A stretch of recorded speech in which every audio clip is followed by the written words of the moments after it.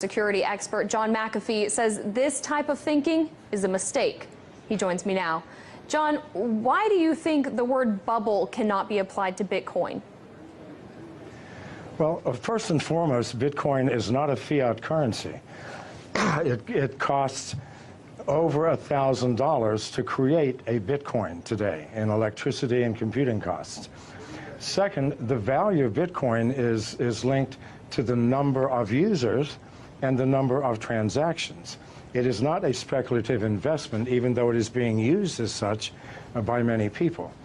As the Bitcoin network grows, the value of Bitcoin grows. As people move into Bitcoin for payments and receipts, they stop using US dollars, euros, Chinese yuan, which in the long term devalues these currencies. So what you're seeing is more of a currency devaluation than a bubble in Bitcoin. As more people use it, it has more intrinsic value. And again, the cost of producing a Bitcoin increases with the value of the Bitcoin. So this is not something that we're pulling out of thin air. This is something that's created with massive amounts of electricity and computing power. Well, someone who disagrees with you on the term of bubble when it comes to Bitcoin is Mark Cuban. Back in June, he tweeted, "I think it's a bubble. I just don't know when or how much it corrects." When everyone is bragging about how easy they're making money, that equals a bubble. Now, when he tweeted that, Bitcoin dipped in price. So how can one person's random Twitter thread have that effect on the price? And what does it say about Bitcoin's stability? Well, it says nothing about Bitcoin stability. After it dropped $500, it's now at 44. So these temporary fluctuations are meaningless, created by speculators, people who do not understand the fundamental technology of the blockchain. Those who do know that in the long term, these fluctuations will make no difference. The more people who use Bitcoin, the more valuable it will become. This is the only metric we can use. Now, Bitcoin and blockchain go hand in hand, but blockchain's ability to track financial transactions in a way that is incorruptible, it gives it infinite amount of uses outside of the original purpose of using it for Bitcoin. Do you see blockchains overtaking certain aspects of the financial system as we know it now?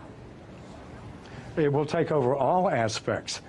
People think that Bitcoin or the blockchain is owned by someone, by a company or by a consortium. No, this is strictly a mathematical formula that nobody owns, that we are all participating in. And we use the blockchain for everything from fixing supply chain problems in corporations to verifying the authenticity of the sender and receiver in a financial transaction. It is the most powerful technology that the world has seen, I believe, since the invention of agriculture. Now, John, we've showed our viewers Bitcoin's rise just in the past month, and we can show it to them again if it's up there. But on July 17th, 1 month ago, you tweeted that Bitcoin's low of 1,800 yesterday simply could not be maintained. In the long term, Bitcoin moves above 500,000 within 3 years. Bet, you ask? So I ask you, John, do you stand by your statement? Well, keep in mind, as Bitcoin grows and grows in value, other currencies, national currencies, are going to decline. So the advantage to using Bitcoin, the advantages are huge. If I do a wire transfer, it'll take me 24 hours. If I do a Bitcoin transfer, it takes me 30 seconds. It is instantaneous.